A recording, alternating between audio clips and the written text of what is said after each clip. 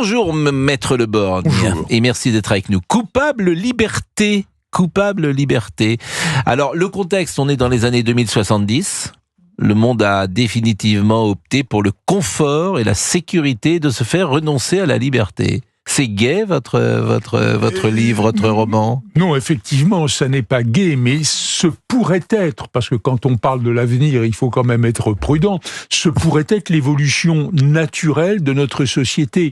Un peu comme si tout ce qui est à part, tout ce qui n'est pas dans la conformité, dans l'uniformité, apparaissait comme une menace.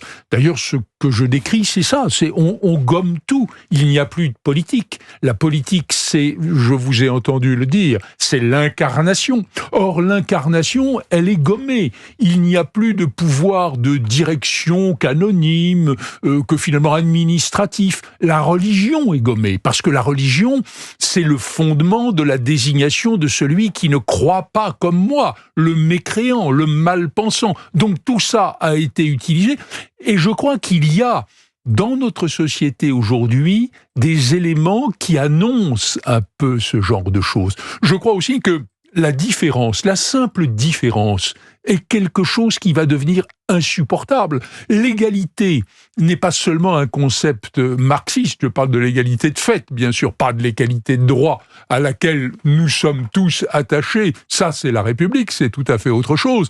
Mais l'égalité de fait s'impose. Celui qui se distingue, celui qui est différent est une menace. Il est vécu pratiquement comme l'image d'un reproche à celui qui n'est pas identique. Oui, alors surtout si il est valorisé dans cette différence, parce que s'il est dévalorisé ou c'est égalité de fait et moindre, j'ai envie de dire, bon, mais par exemple la très grande beauté chez un homme ou chez une femme peut effectivement être interdite dans une société future, ou la très grande intelligence, que sais-je. Mais pourquoi pas? Je pense que cette distinction que vous venez d'illustrer peut être quelque chose qui, dans le passé, et encore un peu, Dieu merci, dans le présent, joue un rôle de valorisation, et demain pourrait apparaître comme une sorte de prétention à une supériorité illégitime. Bah, c'est vrai, c'est ce qui se dit parfois à l'école. C'est-à-dire que les élèves très brillants, aujourd'hui, ont le sentiment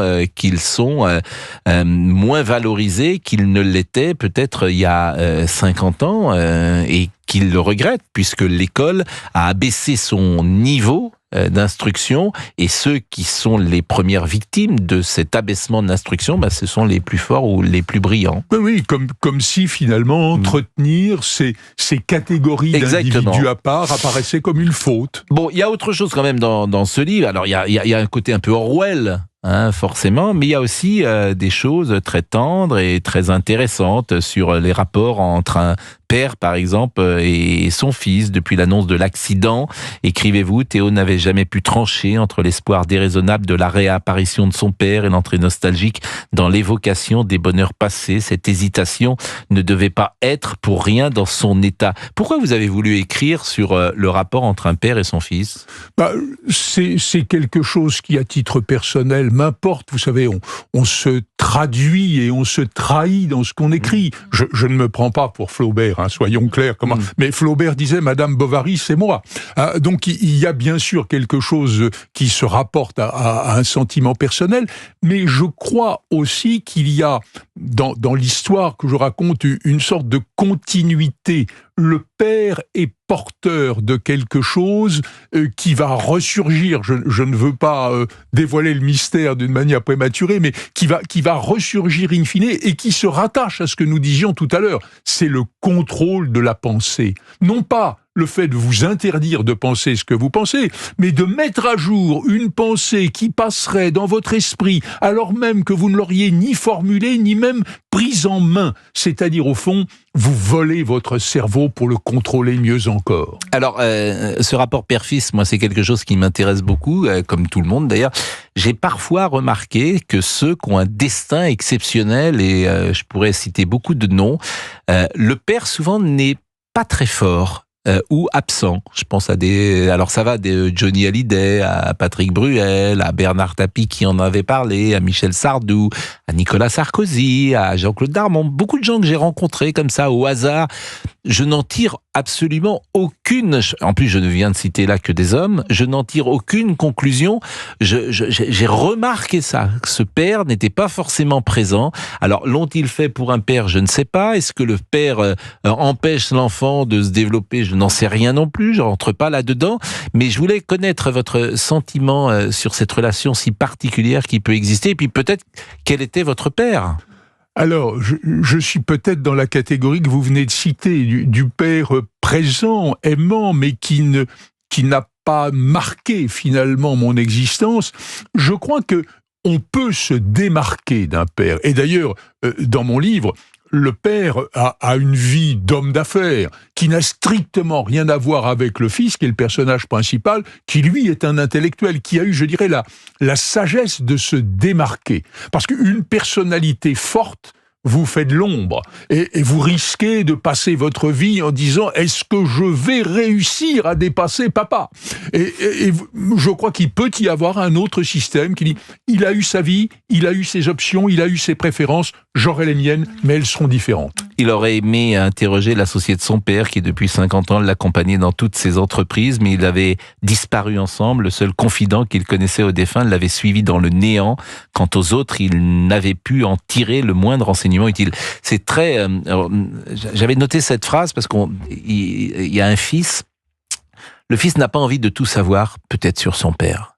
Et effectivement, moi, il se trouve que mon père est mort il y a quelques semaines, quelques mois, et il y a des questions que je ne poserai jamais à ses amis sur l'homme qu'il était, peut-être parce que je préfère qu'il soit mon père, c'est pas un homme comme les autres.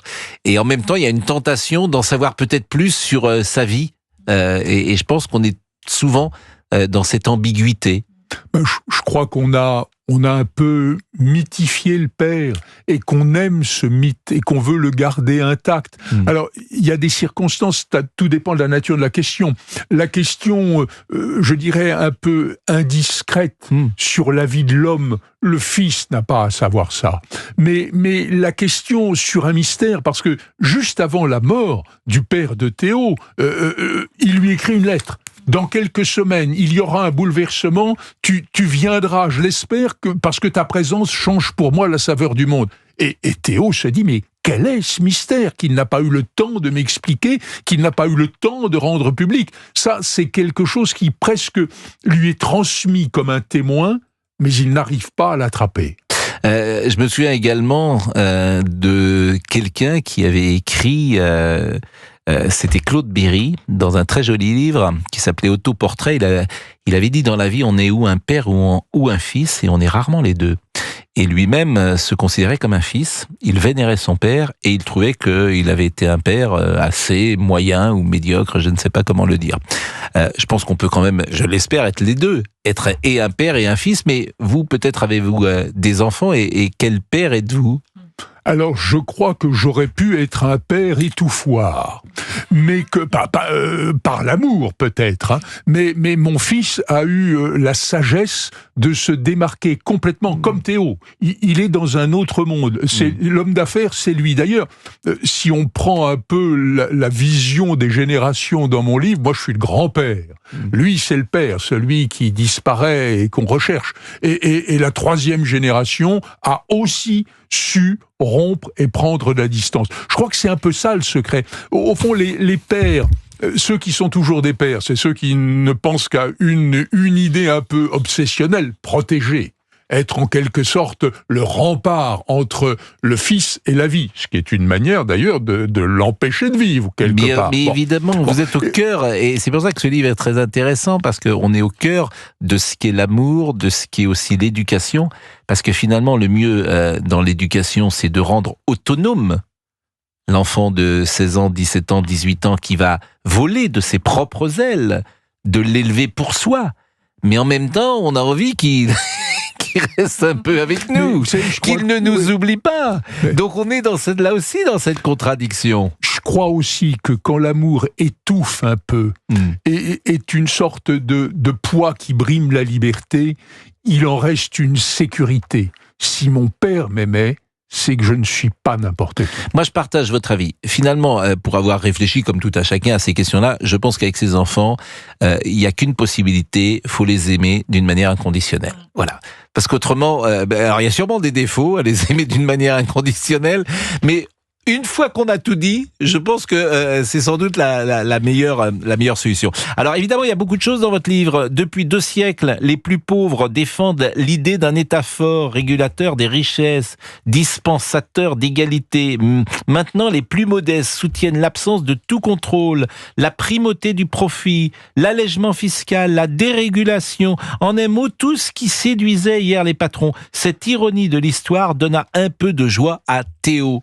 Il y a aussi cet aspect social Oui, parce que la société étant un peu figée, les uns et les autres, je dirais les plus malins, les plus dynamiques, ceux qui ne se résolvent pas complètement à se couler dans le moule, vont chercher des petits moyens pour améliorer la vie. Et là, ils vont dire, mais le contrôle de l'État nous gêne, alors que précisément, cet appel à une sorte de libéralisme sans contrôle n'est pas dans la tradition de la revendication sociale avec un État fort qui va tordre le cou des riches pour leur prendre leur portefeuille et le donner aux pauvres. Non, nous sommes dans une situation presque inversée.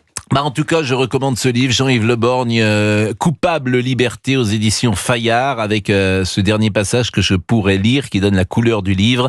Ainsi s'était mise en place une société sans différence visible, sans distinction apparente entre les êtres, sans prééminence repérable de quiconque. La lutte avait été rude pour étouffer les égos, éteindre les ambitions, dissoudre le goût du pouvoir, mais l'effort et le temps avaient eu raison des égarements anciens, et ça me fait sourire, je vous assure, je lisais ça, et je trouvais ça tous pareils. Je trouvais ça assez drôle et c'est une tentation. Il est 12h45, on a une surprise.